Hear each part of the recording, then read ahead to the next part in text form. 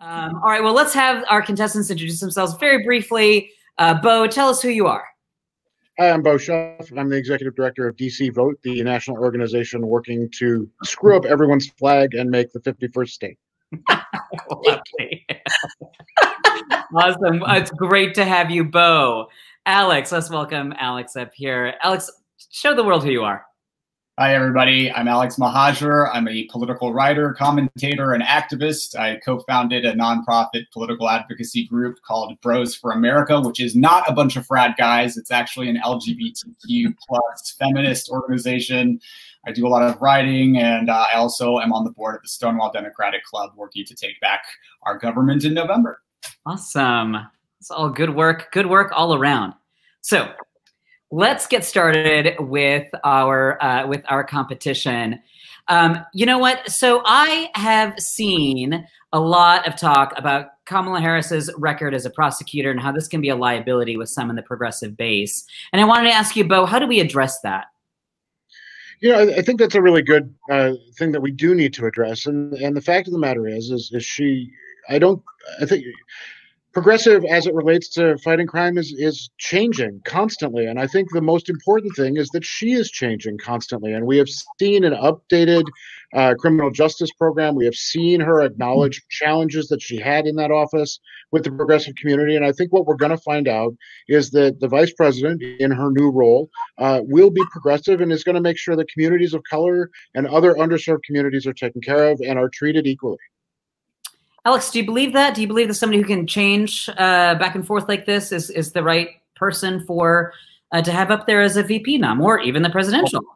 First of all, let me just reject the premise altogether. What we have in Kamala Harris is in the United States Senate, one of the most liberal members. I think the GovTrack rated her the most liberal member of the United States Senate in 2019. But all that being aside, as Attorney General and as District Attorney, she was tasked with enforcing the laws. She was not a lawmaker, and it is very problematic to hold this against her as if she can't hold progressive values while also doing her job. In those roles, she was tasked with enforcing the law. And if you have a problem with what the law is, take it up with the lawmakers and rally your lawmakers to change it. And we see right now Attorney General Bill Barr, he shirks the law. He serves the president exclusively. He picks and chooses which laws he wants to apply. He cracks down on protesters in cities that are demanding racial justice and Black Lives Matter protests, but totally ignores it when armed militia, white nationalists show up in Michigan with guns to government buildings and sends nobody in to crack down there. And that's the problem when we have an attorney general, the top elected official tasked with enforcing the laws, failing to do so. So I reject it altogether. Look at what she's telling you. She is a progressive. She's going to help build one of the most progressive tickets in American history. And I think we should take them at their word and not tear down what is really going to be the most progressive ticket since FDR. All right, the most progressive ticket since FDR. Wow. You know, that would be something, wouldn't it? It would be amazing. And I gotta say, they're surrounding themselves with some really, really great people on the campaign. Karine Jean-Pierre, for instance, being the vice presidential candidate's chief of staff, just for starters. She's one of my favorite people on the TV Pundit. So she comes to mind first. So what do you think then, Bo, is going to be the most important member of your dream cabinet? The most important member of my dream cabinet, once we've got it in place. I think that the Secretary of State pick is going to be vitally important, because one of the challenges we're going to face very quickly, or we need to fix very quickly, is getting back to a place of reputation on the foreign stage, especially as we're dealing with reeling from the COVID-19 crisis. It's going to take international cooperation and learning from the best people across the world. I like I like seeing the idea of Madam Rice in that, Susan Rice in that role, and I think it would be a good one out of the door. Great, that's a good choice. What do you think, Alex? If there's one person in the whole cabinet would you like to see there? And of course, all of my questions today just presuppose that we have the Senate, the House, and the executive branch. So let's just stipulate that now. I think that's an important point, because whoever is picked for the cabinet is going to be picked. And if they are senators, and we are trying to hold on to the Democratic Senate, that we're going to need to make sure that there's not a Republican governor in those states that's going to replace that senator with a Republican and help us lose our majority. But I would like to see Elizabeth Warren in any capacity in this new cabinet. I think what we're seeing from the Democratic primary field was a very talented crop of people that garnered a lot of enthusiasm. I would like to see positions for a lot of those Democratic primary contenders and build a unity ticket. I think it's very important that we get somebody very strong in the Attorney General role to replace Bill Barr. I would like to see Betsy DeVos gone and replaced with someone who's going to help on the burgeoning student loan crisis. I think this is a crisis that is not getting a ton of attention right now, and people need relief, and especially in times of economic catastrophe. I think you could really shore up a lot of funds by canceling student debt for people and putting in a Secretary of Education who's going to take care of our student borrowers. But certainly the Attorney General, certainly the Secretary of State, and certainly the Department of the Treasury. I would love to see Bernie Sanders in the Treasury and starting to implement fiscal reforms that will help serve all Americans, not just those at the top. All right. Well, I got to disagree a little bit with my fellow white, gay, facial-haired man as we talk about diversity. And we talk about placement. I think moving Elizabeth Warren out of the Senate is a really bad idea. And I think it's one of the challenges we saw in 2008 when Obama took office. I want to see Elizabeth Warren as Senate Majority Leader. And whether or not that means dethroning Chuck Schumer or just acknowledging that a new style of leadership is coming to the Senate, I want to see her in that role. If we can't get her to that role, at least in a whip or a position where she can drive the agenda in the United States Senate, it's not okay to just take a majority. Progressives have to demand that we have action in the Senate and then we move things forward. Well, let's talk about that. So we have an election coming up where we have the opportunity to not just keep the House, but maybe even take back the Senate. So Bo, tell me a little bit about that. Where should we be looking to be investing our resources as progressives? Like, what are the Senate fights that you think we need to be focusing on right now? Absolutely. I mean, we have to take 4 seats back. And I think one of the things we need to look at is the more progressive of those candidates. So we're looking in Maine. We're looking, interestingly enough, in both Colorado and Montana.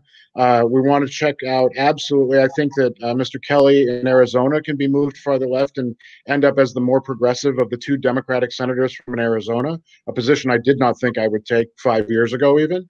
And so we've got plenty of opportunities for pickups. We've got an awesome chance in the South to pick up a African-American United States senator from the Democratic Party. And I think we need to focus our resources on those places. Personally, I'm not supporting anyone who's running for Senate who's not in favor of DC statehood, but I think that we've got riches in that area, and we're going to see a new class of senators coming to us in January. What do you think, Alex? Or some of these sound like long shots to me. How are we going to take back the Senate when we're competing in places like Montana? Well, North Carolina even. Let me tell you what, since 2016, in the 2018 midterms, for example, the entire country went an average of 10 percentage points to the left. We have seen Democrats flipping seats all across the country in very unlikely districts, and that's because the Democrats have been playing district by district elections, and that is very important. It is very possible to pick up these Senate seats, and what I would like to say is support female candidates. We've got 3 former veterans who are running to unseat Republicans in Texas, in Maine. We've got MJ Hagar in Texas. We've got Sarah Gideon in Maine seeking to unseat Susan Collins, who is very unpopular. We can go for those unpopular senators and take them down. And I think it is very important that we play these races district by district to pick up the United States Senate, because the DC stateship is never going to happen if we don't get a Democratic majority. So while we might have candidates that don't support it right now, we can certainly push Democratic candidates to support the DC stateship once they are in the United States Senate. But we've got to get them there first. It's crucial. And there are piles, I think 400 plus bills sitting on Senate Majority Leader Mitch McConnell's desk. It is called a graveyard of bills for a reason. This obstruction needs to end. We need to flip the Senate, and we need to have a totally It's clear that the Senate isn't working for us unless we flip it. So I'm hearing a lot of hope out of these predictions. Thank you two very much for joining us today, and we'll see you soon again. Yes, thank you guys. Judges, maybe the best thing for you guys to do would be to huddle up in a group. If any of you know how to do that, you just click on a fellow judge's little face floating around there. And I think I have a group for them, unless they've clicked out of the chat. Oh no, not a visual group. And they will be making their decisions at the end. Yes, at the end, but they could get together. Yeah, whenever. So really helpful. So let's welcome up our next two contestants. Two more rock stars coming to us. So get ready. We are looking for Lala Wu and Arne Odoms. There's Arne. Hi, Arne. Hi, Arne. There's Lala. And here's Lala. If you could each introduce yourselves very briefly. Arne, why don't you start for us? Well, I'm Arne Odoms. I am a second-year law student at the Birmingham School of Law. I also am the state coordinator for Black Voters Matter in Alabama. I've worked on several Democratic campaigns, such as Doug Jones, which is the most notable. And I think that's about it. That's great. Thank you, Arne. Lala, tell us about yourself. Hello, I am a former environmental attorney that helped to co-found the Sister District Project in the wake of the 2016 election. We focus exclusively on state legislative races because they're the biggest bang for your political buck. And we are focusing this year on states where the state legislature controls redistricting, which is, of course, a once in a decade opportunity to fight gerrymandering and draw fair maps. Great. All right. Well, ladies, it's so good to see both of you here back today. And you look excited about this process, as excited as I am, perhaps. Let me ask you a question. Nobody knows, probably least of all the Republicans, what is going to happen at the Republican convention. Can you think of something good that might come out of the Republican convention? I suppose that depends on your perspective, but Arne, why don't you start? Well, let's start here. I just hope that it's a sensible environment this time. You know, it's possible to have good vibes in a place where there is such controversial policy and people necessarily, and I hope that they turn against Trump. I want them to say and stand on principle rather than politics here. It's time to move closer to the middle. And that's where we need to take this country. And that's where we are right now. And so if they're listening to the people how they should be, hopefully we get some sensibility out of there. And I hope, they all have on masks. Because they seem to have a problem with that. They certainly do. That's how I identify my neighbors, as a matter of fact. Yeah. Lala?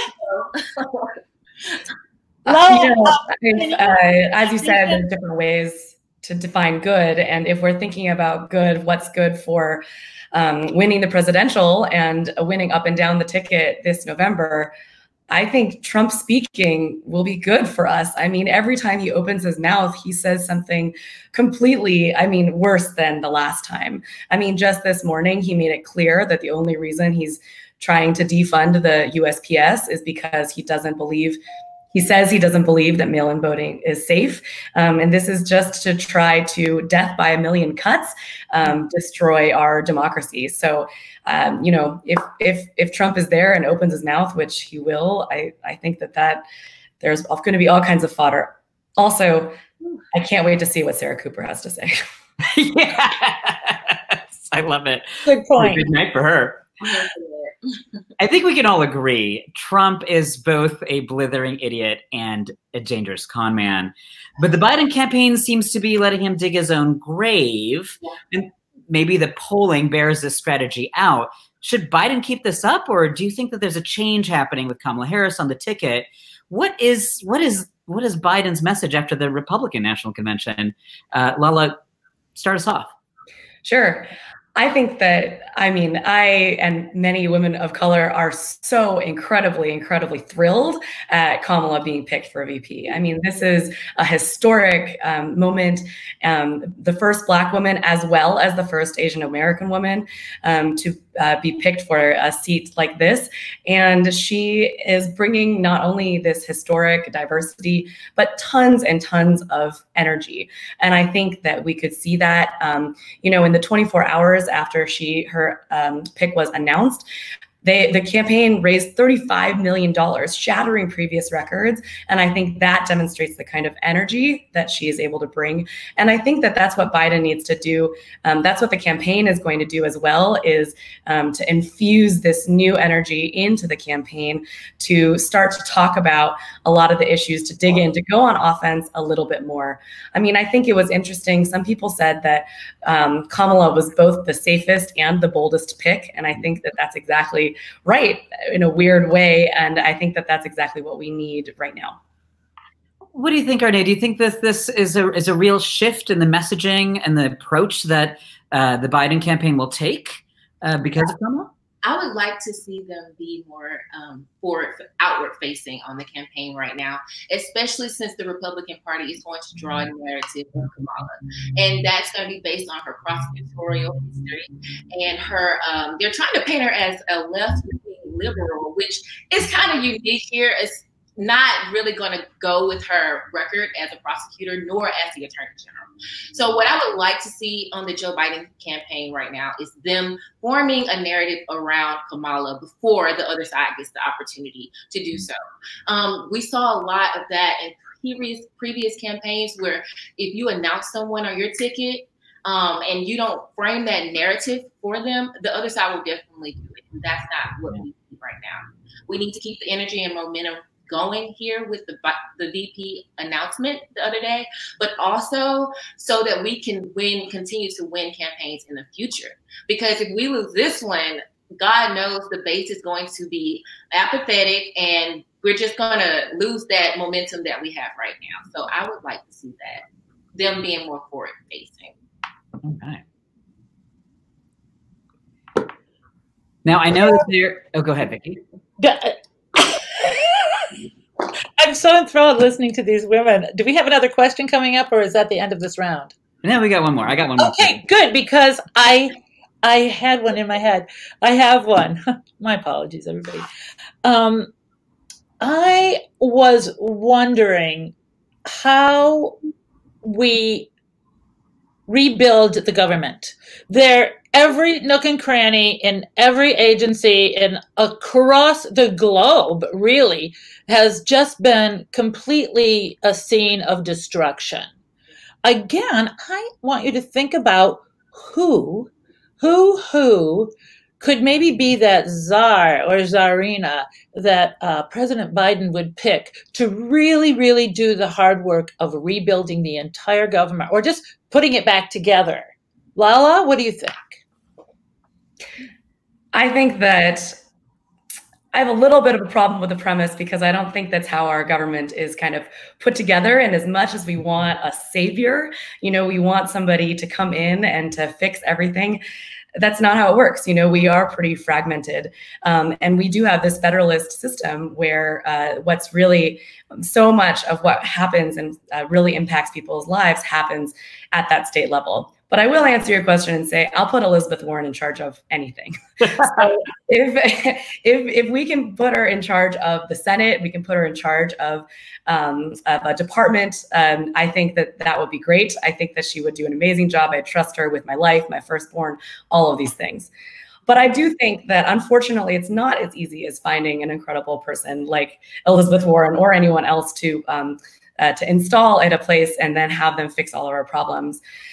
For better or for worse, we have a federalist system, as I just mentioned, that is made of 50 states. And if there's so many ways that we can attack this, from secretaries of state who control voting rights, the state Supreme Courts, which are really critical for deciding all kinds of issues. Mm-hmm. But perhaps I'm a little biased here, but state legislatures are incredibly, incredibly important. I mean, there's a few reasons for that. First, it's the state legislatures in most states that control redistricting, not just of congressional state district lines, but of congressional district lines as well. And then also in the absence of our ability to pass anything at the federal level, we still, even if we win the presidency and keep the House, we may not win the Senate, in which case there's still going to be a lot of trouble passing legislation.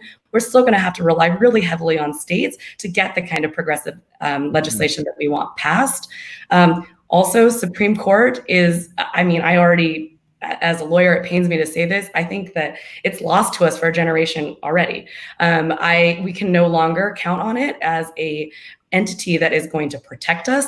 It's only, we used to think of it as a vanguard, and now it's not even a floor, of pushing civil rights and progressive issues forward.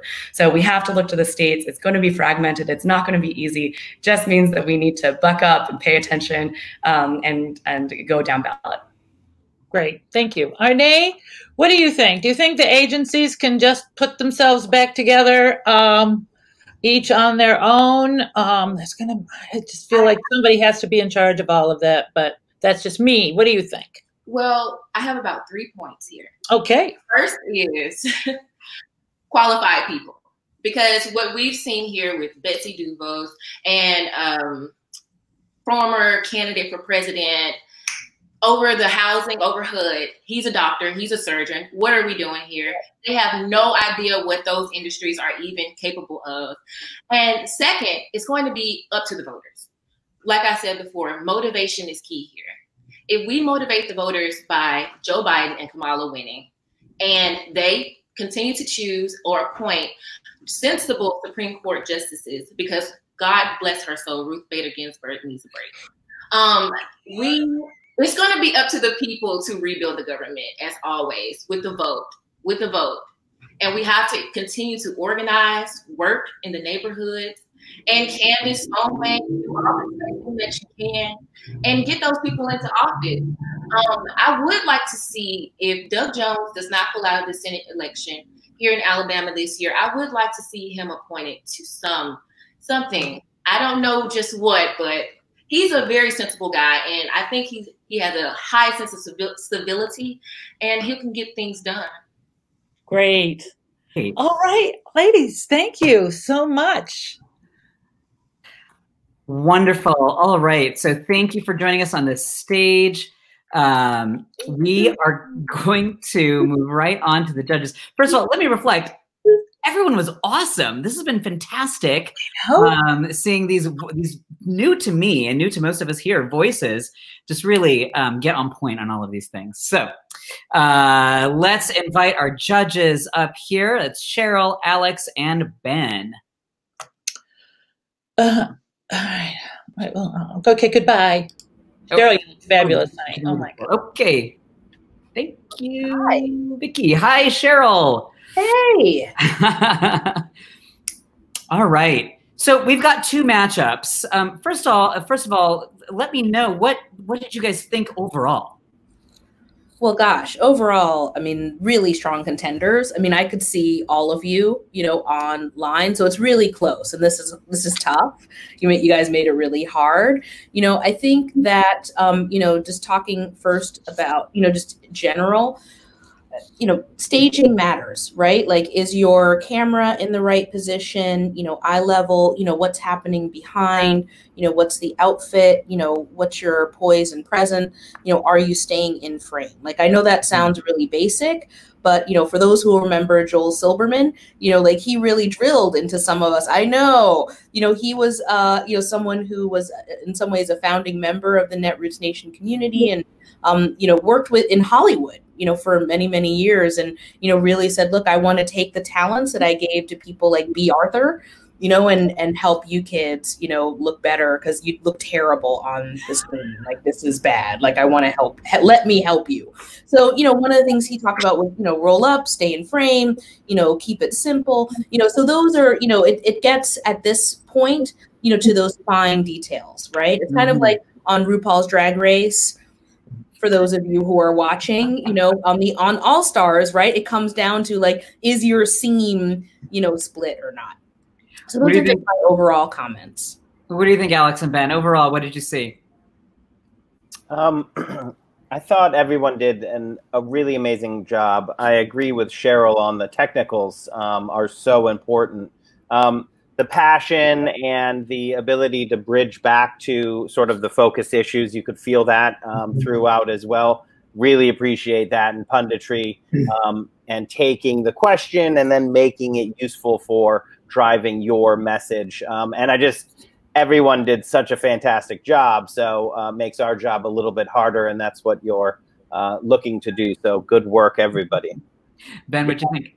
Yeah, I thought, I mean, first, Cheryl's comments have made me very anxious about my own poor lighting in here today, which is a chanda, as they would say, in this kind of competition. Yeah, I thought that what I really appreciated about it was, you know, they say that we progressives are smarter, and I thought that there were not just folks sticking to the script, but I thought there were really good ideas, really good concepts, and things that I hadn't thought about. And I thought that all four of you really advanced arguments and cases for things that I might not have made myself.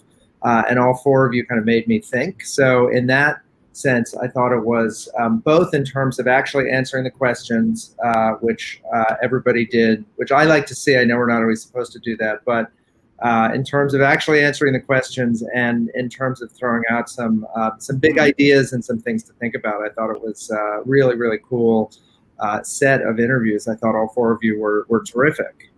All right, well, let's get down to it. So our first matchup today was Alex versus Bo. Judges, what's the verdict? I have to go Alex. I mean, Bo, you were certainly amazing, you know, but I would recommend, you know, right now you have even a little bit of a slouch happening. And, you know, can you literally, you know, just like, you know, make sure you're framed, you know, such that your shoulders are straight, you're in the camera. I also thought that Alex brought a lot of, you know, charisma and energy. Not that, you know, Bo, you also bring that as well, you know, but, you know, you're it's two different, very different personalities. And I thought that Alex really, you know, again, sometimes it's not just what you say, it's how you say it, you know, and I thought that Alex brought a lot of confidence, you know, and directness, simple words that conveyed big ideas to the table. Excellent. Alex, Alex, what did you think between Bo and other Alex? I think I agree that the poise, I have in my notes a column for poise, and I think Alex had a really great poise and presence. And I actually held that very strongly against Bo, because I think on TV it's so important. But I do think that there's one thing on TV that really can counter a lot of stuff, and that is a really well executed hammer drop. Which is what I thought of Bo's rebuttal, right? Knowing when you grab the mic back, even though it's not your turn, but you're going to drop a hammer with grabbing the mic back. I thought that rebuttal actually really put Bo across the finish line in terms of punditry. So I vote Bo in the first round. So I think I'm the tiebreaker. I think that Bo may have accidentally branded Kamala a flip-flopper, which I was a little worried about. I also was trying to decide if Alex's cherry blossom backdrop was like inspiring and amazing, or like slick, or like how that played. But generally, I think I think the command and the poise that I felt like Alex brought to it, I think nudged just a bit ahead. I did really like, Bo, the way that you brought back statehood. That's your issue. That's what you're working on. And as somebody who cares about that, that should be an issue that is a key that will unlock so many things for all the issues that all of us care about, that 51st state. So it's critical. But it was a slight edge for me just on what I would say is sort of poise and nailing that first question to Alex. Wow, narrow victory, 2-1. Alex goes on to the finals. All right, the second pair up was Lala versus Arne. So let's go in the other direction. Ben, where did you land on this one? Yeah, it was. So I will disclose Black Voters Matter is a client of ours, and I am like absolutely think it's one of the most incredible organizations in the country. And I think anybody who helped Doug Jones win in 2018 deserves like way more than $500. So I'm very drawn to you, Arne, already. I felt like there was an interesting contrast where Arne, you bring so much energy to it and just so much excitement. And I feel like Lala, again, I guess we used the word poise in the last round, and I thought that you brought a lot of poise and were just very thorough. And so I thought it was two very different approaches. I don't know if are we like choosing now, or yeah. So I think I'm a slight edge, I think, to ultimately to Lala, who I thought just really nailed the answers a little bit more. So I think just in terms of really going in depth on responses to a few of the key questions, I thought that was kind of what got me. But I thought both of you had totally different style and were just really really terrific. All right, Alex. So again, really tough because everyone did such a great job. The styles here were very different. And what I had is passion. Arne, your passion and your humor was really, that's just key. Again, you can't train that. You can't, right? I mean, that is the natural, as Joel used to say. And it's charisma. And it's you've got it or you don't oftentimes on TV. And Lala, your poise with charisma and the ability to engage actually showed me that you have the technicals a little bit better down. And that is going to, in this round, because there's a lot of enthusiasm, a lot of ability to bridge back to the issues.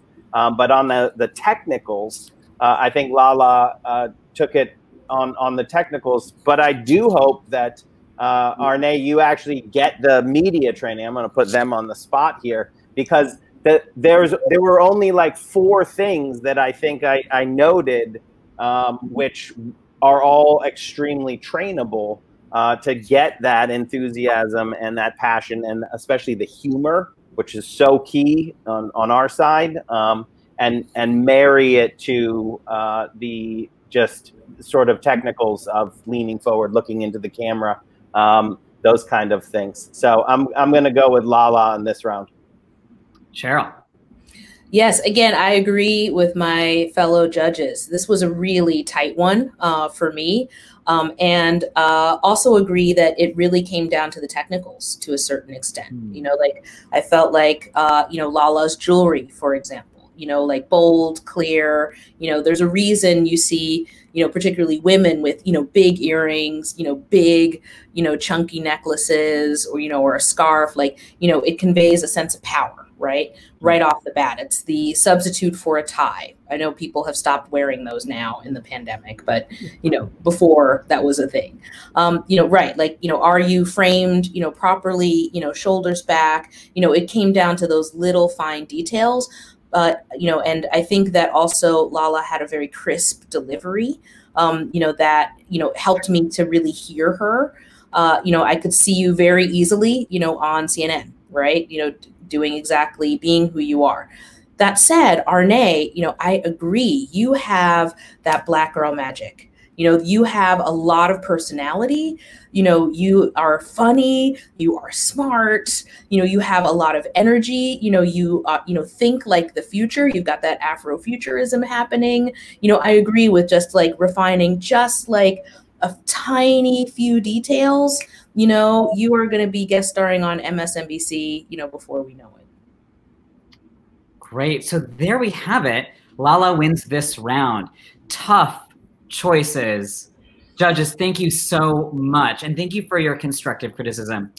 I'd like to welcome the winners up to the podium, Lala and Alex. Take a victory lap here. We'll get rid of the judges. We'll get Vicky up too. I loved it. I think it's lovely. So thank you to so much. You guys did a phenomenal job. I know I'm looking at this little chat with the judges over here on the side. I know what a difficult time that they had, so I wanted them to explain everything. And now we have something really extraordinary to look forward to. Yes, and thank you so much to Bo and Arne, both of you. This was really a tough, okay, bye. This was really a tough choice. I'm glad I didn't have to make this choice. And to all of the contestants that we had, just everybody was so passionate and so good. We were really, honestly, quite surprised by the quality of contestants that we got. So we want to thank everybody. And tomorrow is the finals and the $500. $500 finals. Everything is on the line. This time tomorrow, 1:15 tomorrow, watch the final rounds. Thank you from Convey Communications. Thank you to Fenton and obviously to Cheryl and Alex. And we will see you all tomorrow. Right on time. Bye, everybody.